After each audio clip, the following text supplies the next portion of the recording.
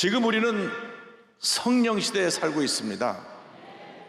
1906년 LA 아수사 부운동을 기점으로 해서 전 세계에 오순절 성령운동이 파급되었고, 현재 약 7억 명이 넘는 성도들이 오순절 운동에 참여하고 있습니다. 2033년은 예수님 승천하신 지 2000년을 기념하는 해인데, 그때까지 약 10억 명의 성도에 다다를 것으로 미리 내다보고 있습니다. 그만큼 지금 성령 역사가 강력하게 일어나고 있는 것입니다. 마지막 때 성령 역사가 임한다고 하는 이 예언은 예수님 오시기 전 800년 전에 활동한 요엘 선자에 의해서 이미 예언된 말씀입니다. 오순절날 성령이 강림했을 때 베드로 사도가 나가서 이 요엘 선자의 말씀을 인용해서 선포했습니다. 사도행전 2장 17절 18절입니다. 하나님이 말씀하시기를 말세에 내가 내 영을 모든 육체에 부어주리니 너희의 자녀들은 예언할 것이요 너희의 젊은이들은 환상을 보고 너희의 늙은이들은 꿈을 꾸리라. 그때 내가 내 영을 내 남종과 여종들에게 부어주리니 그들이 예언할 것이요. 마지막 때 하나님께서 모든 하나님의 자녀들에게 성령을 부어주신다고 약속하셨습니다. 하나님께서는 하나님 자녀인 우리에게 가장 좋은 것을 주시기 원하십니다. 그것이 바로 성령입니다.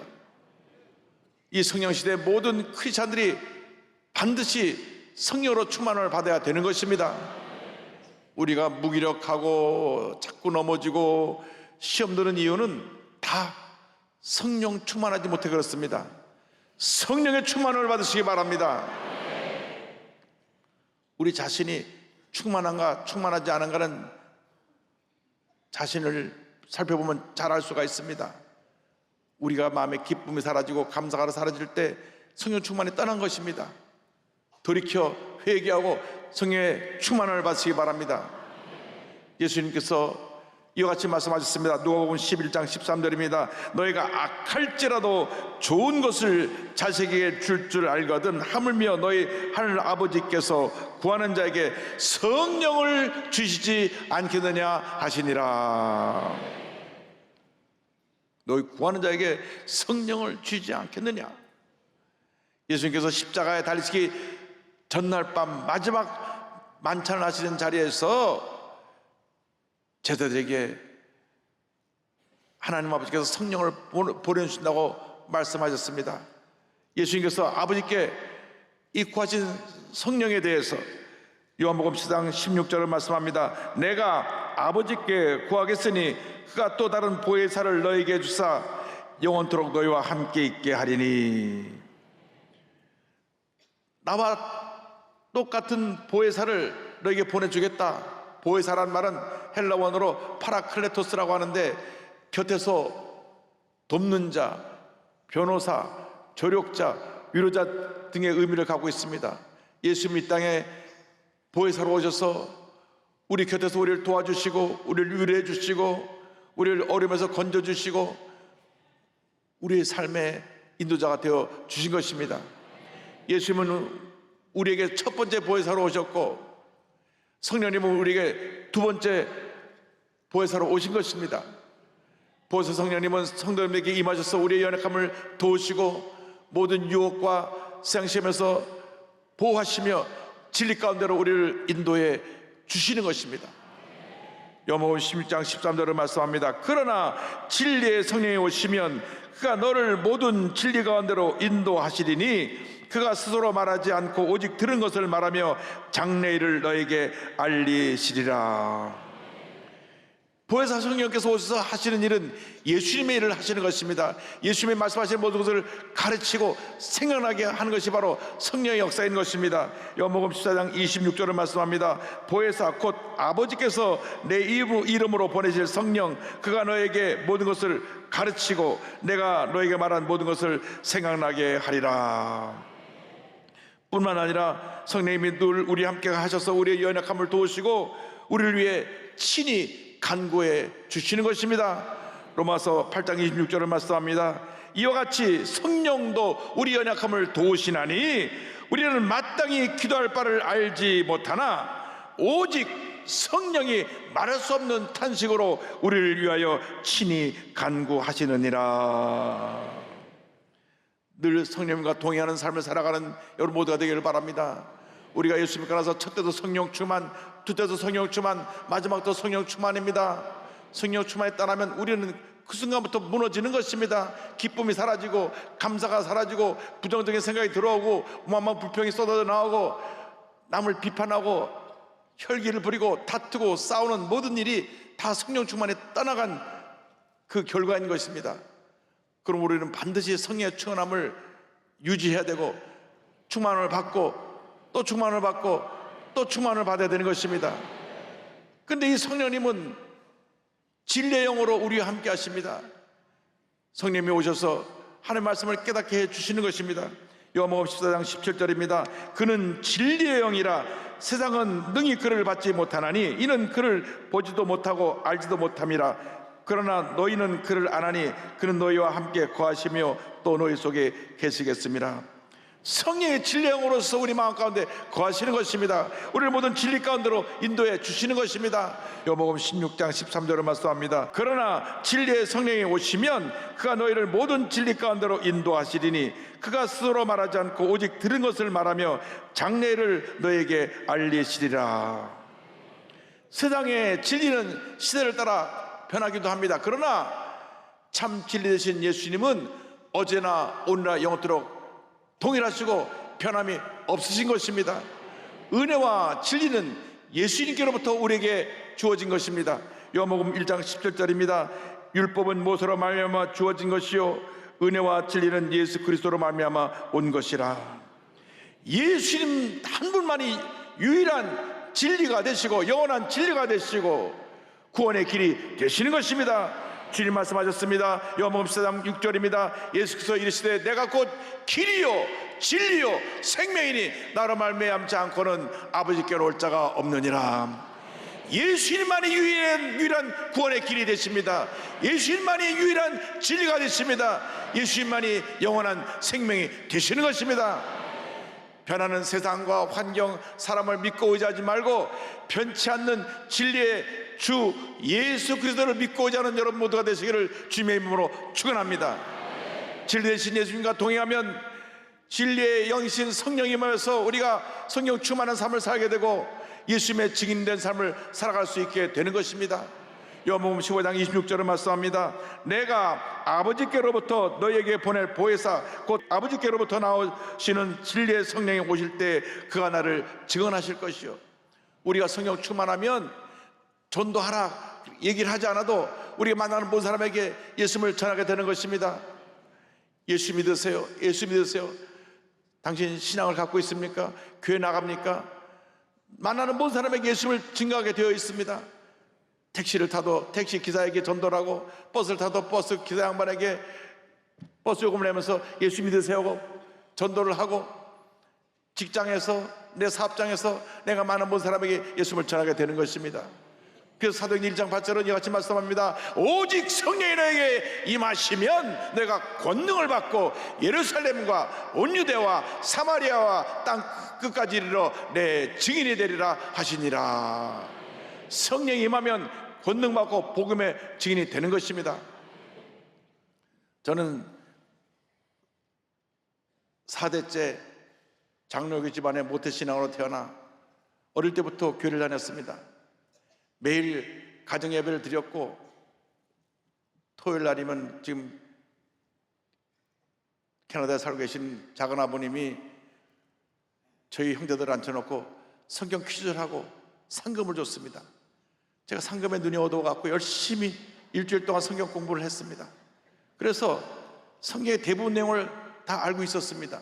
그런데 저희 집이 서대문구 냉천동 45번지로 이사 오고 나서 보니까 바로 걸어서 5분 거리에 순복음교회가 있었습니다. 할아버님께서 하루도 새벽 예배를 빠진 적이 없으셨기 때문에 새벽 예배를 드리기 위해서 혼자 매일같이 순복음교회를 나가셨습니다. 저는 그때까지 장로교를 다니고 있었고 충영교회를 다니고 있었는데 64년 4월 달에 할아버님이 저희 가족을 다 불러 모아놓고 말씀하셨습니다. 이번 주일부터 우리 가족은 순복음교회로 교회를 옮긴다. 깜짝 놀랐습니다. 그 당시 순복음교회는 장로교에서 조금 문제가 있는 교회라 그렇게 손가락질하고 비판적인 시각으로 보고 있던 교회인데 할아버님이 그렇게 말씀하시는 것입니다.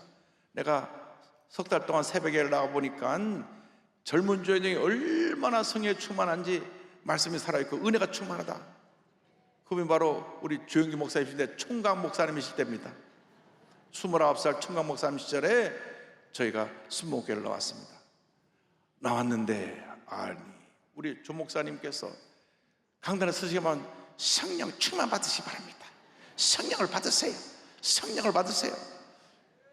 모든 예배 시간마다 성령 받으라고 말씀하십니다. 주일 예배 때도 수요 예배 때도 금요 철회 때도 부흥회 때도 성령을 받으세요. 성령 받고 방언 말하세요. 가만 눈치를 보니까 순복에서 성령 안 받았다가는 살아남지 못하겠더라고요.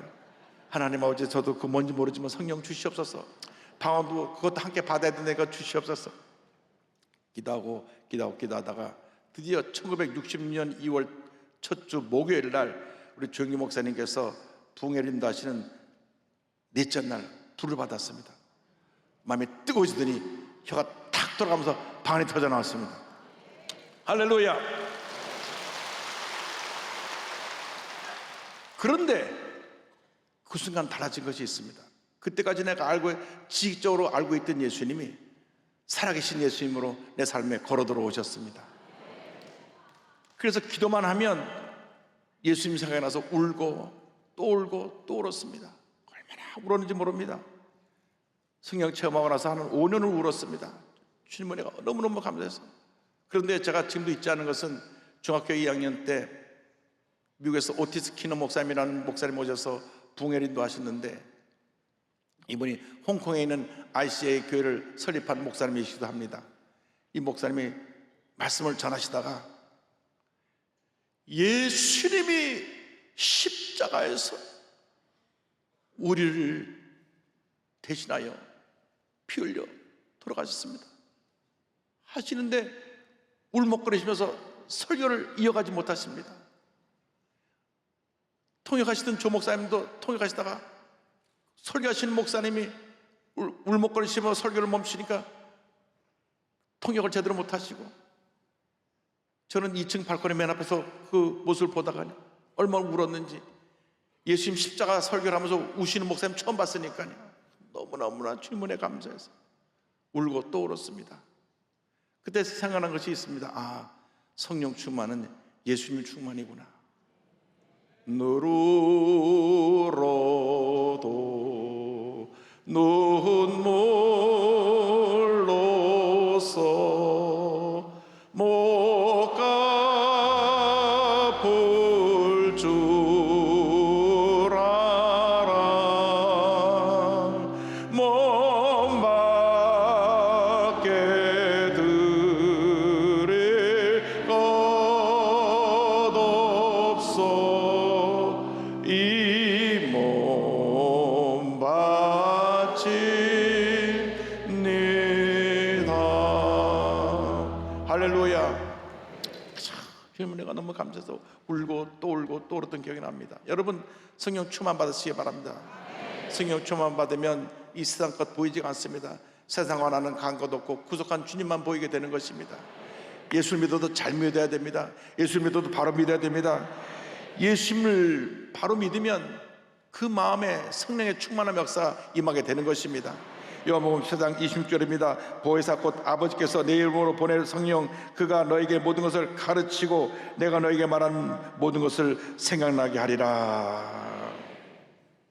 여러분 예수를 믿는다면서 자기 주장만 하고 쉽게 상처받고 흔들리고 시험에 들고 하는 것은 다 성령 충만하지 못한 그런 것입니다.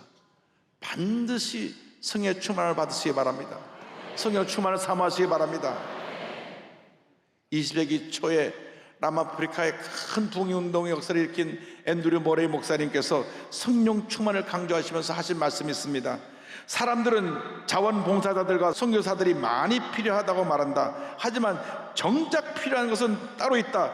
우리에게는 성령으로 충만한 선교사가 필요하다. 주님이 성령을 약속하지 않으셨는가? 그분의 구원으로 말미암는 최고의 선물이 성령 충만이 아닌가? 따라서 당신이 갖고 있는 두려움, 의심, 망설임을 모두 내던지고 이렇게 말하라. 나는 성령 충만을 받을 수 있다. 이를 가로막을 수 있는 것은 하늘에도 땅에도 지옥에도 없다. 왜냐하면 하나님이 약속하셨고 그분이 나를 위해 그렇게 하실 것이기 때문이다. 성령 충만을 삼으시기 바랍니다. 우리가 성령 충만을 받으려면 하나님의 말씀을 지켜야 됩니다. 성령 충만의 길은 말씀 충만과 다름이 없습니다. 요한복음 14장 15절입니다. 너희가 나를 사랑하면 나의 계명을 지키리라. 예수님을 사랑한다면 말씀을 지켜 행해야 되는 것입니다. 예수님을 사랑한다고 하면서도 말씀대로 살지 않으면 그는 거짓말하는 삶을 살고 있는 것입니다. 진정으로 주님을 사랑하면 말씀을 지켜 행해야 됩니다. 요한복음 14장 21절입니다. 나의 계명을 지키는 자라야 나를 사랑하는 자니 나를 사랑하는 자는 내 아버지께 사랑을 받을 것이요 나도 그를 사랑하여 그에게 나를 나타내리라. 15장 10절에 말씀하셨습니다. 내가 아버지의 계명을 지켜 그의 사랑 안에 거하는 것 같이 너희도 내 계명을 지키면 내 사랑 안에 거하리라. 성령 충만을 사모하십니까? 예수님의 계명을 지켜 행하시기 바랍니다. 말씀을 지켜 행할 때 성령이 임하게 되고 주의 사랑이 우리 삶 가운데 차고 넘쳐나게 되는 것입니다. 요한복음 14장 23절입니다. 예수께서 대답하여 이르시되 사람이 나를 사랑하면 내 말을 지키리니 내 아버지께서 그를 사랑하실 것이요 15장 12절입니다. 내 계명은 곧 내가 너희를 사랑한 것 같이 너희도 서로 사랑하라 하는 이것이니라.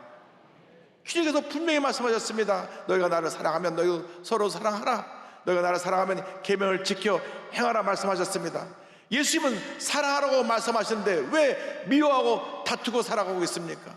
예수님은 용서하라고 하셨는데 왜 증오하고 원한과 복수심을 품고 살아가고 있습니까? 예수님은 섬기라고 하시는데 왜 자꾸 나를 섬기라고 말하는 그 같은 주님 보시기에 주님이 기뻐하지 않은 그런 삶을 살아가고 있습니까? 이 시간 우리 자신을 돌아보고 잘못된 신앙을 바로잡게 되기를 바랍니다. 주여 저들의 죄를 용서하여 주옵소서. 주님 뜻대로 살지 못한 것을 용서하여 주옵소서. 내가 성령으로 충만하지 못해서 늘 내 주장만 하고 늘 혈기 부리고 싸우고 다투고 남을 비판하고 욕하고 살았던 잘못을 용서하여 주옵소서. 내가 죄인입니다. 주님 날 용서하여 주옵소서. 성령으로 충만하게 하여서 주님 말씀 지켜 행하게 하시고 내 모습 속에서 예수님만 나타나는 삶을 살아갈 수 있게 하여 주시옵소서. 그 삶은 갈라디아서 2장 20절에 잘 기록되어 있습니다. 내가 그리스도와 함께 십자가에 못 박혀나니 그런즉 이제는 내가 사는 것이 아니요 오직 내 안에 그리스도께서 사시는 것이라. 이제 내가 육체 가운데 사는 것은 나를 사랑하사 나를 위하여 자기 자신을 버리신 하나님의 아들을 믿는 믿음 안에서 사는 것이라. 할렐루야. 성령 충만은 결국은 내가 죽고 예수님이 사시는 것입니다. 그게 잘 안 됩니다. 왜? 내가 살아있으니까. 내 자존심이 얼마나 강한지 예수님보다 내 자존심을 더 사랑하기 때문에 누가 날 건드리기만 해도 분노하고 마음이 불편해지는 이유가 뭐냐? 내가 내 자신을 예수보다 더 사랑하기 때문에 그렇습니다. 그러나 진정으로 성령으로 충만하게 되면 내 모습은 사라져버리고 예수님만 나타나게 되는 것입니다. 일제시대 때 큰 부흥의 역사를 이겼던 김익두 목사님 계십니다. 한때 주먹 쓰던 깡패였는데 성령에 불받고 나서 정말 천사같이 변화되고 많은 사람들을 주님께 인도한 위대한 주종으로 쓰임을 받았습니다. 원래 10살 때 사서삼경을 외울 정도로 머리가 좋은 수재였는데 과거에 낙방을 한 이후에 그는 낙심하며 살다가 나중에는 친구 빚보증을 잘못 쓰는 바람에 부모의 유산 및 모든 재산을 다 날려버렸습니다. 사람을 믿고 친구를 믿고 보증을 서줬다가 전 재산을 날리게 된 것입니다. 그날 이후로 그는 모든 사람을 다 저주하고 술 먹고 주먹을 휘두르는 깡패가 되었습니다. 얼마나 그의 악명이 높았든지 안악골의 호랑이라고 그랬습니다. 사람들이 오늘은 그 호랑이 안 만나게 해달라고 그렇게 아침마다 빌 정도였다고 합니다. 근데 그런 어느 날 술에 취해서 장태 어슬렁거리고 다니는데 어떤 여선교사님이 손에 전도지를 쥐어줬습니다. 선지를 꾸겨서 버리려고 그러는데 선교사님이 그 전도지 버리면 안 된다 그랬습니다. 집어서 이 모길래 나한테 주고 그러나고 펼쳐보니까 모든 육체는 풀과 같고 그 모든 영광은 풀의 꽃과 같으니 풀은 마르고 꽃은 떨어지되 오직 주의 말씀은 새도록 있도다. 보니 풀과 같은 인생이라는 걸 알게 되었습니다. 세상의 부귀영화도 지나가 버리는 지는 꽃과 같다는 것을 알게 되었습니다. 그가 이 말씀을 듣고 회개하고 교회 나와서 말씀을 듣다가 석 달이 지나 자기의 죄를 회개하는 가운데 성령의 불을 받게 되었습니다. 여러분, 성령이 임하면 우리를 회개하게 만드는 것입니다. 평양신학교 교수였고 신학자이며 목회자였던 김인석 교수가 김익두 목사 소전에서 이렇게 소개를 합니다. 살림 중에 들어가서 애통하는 중에 밤이 얼마나 깊든지 울며 40리길을 걸으니 새벽에 집에 들어갔다. 그가 은혜 받고 들어가는 장면을 소개한 것입니다. 방바닥에 쓰러져 눕고 있은 지 얼마 만에 비몽사몽간에 큰 불덩이가 떨어져 가슴에 콱 안기우는지라 아이고 벼락이야 소리 질렀다. 벼락이 아니라 불새였다. 이때부터 선생은 죄를 심히 무서워하고 죄를 심히 미워하고 예수의 피로 사죄함을 믿었나니 이게 선생이 중생하던 날이다.